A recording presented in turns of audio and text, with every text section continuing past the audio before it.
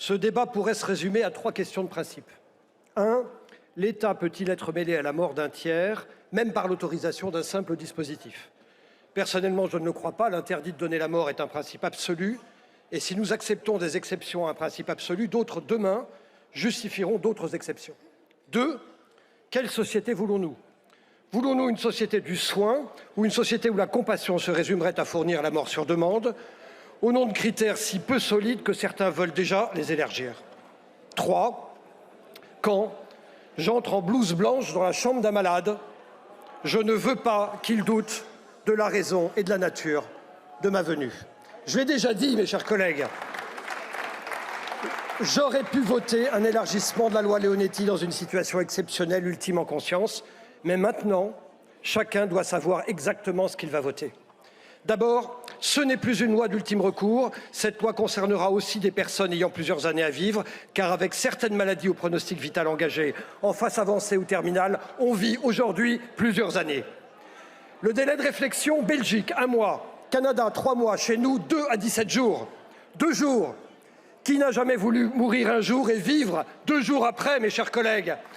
Ce texte ignore un fait fondamental.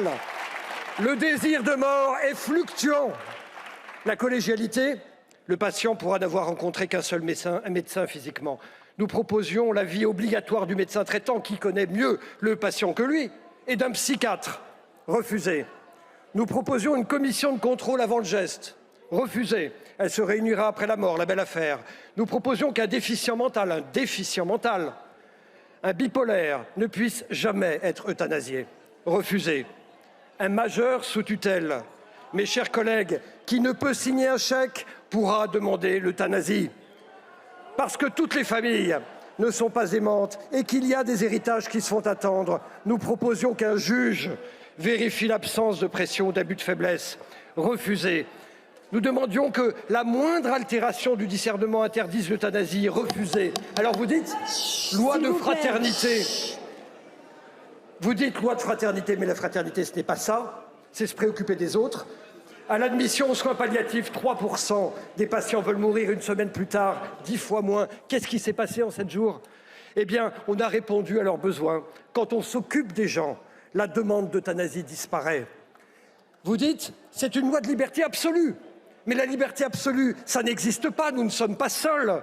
Et puis, est-on libre quand on souffre de dépression?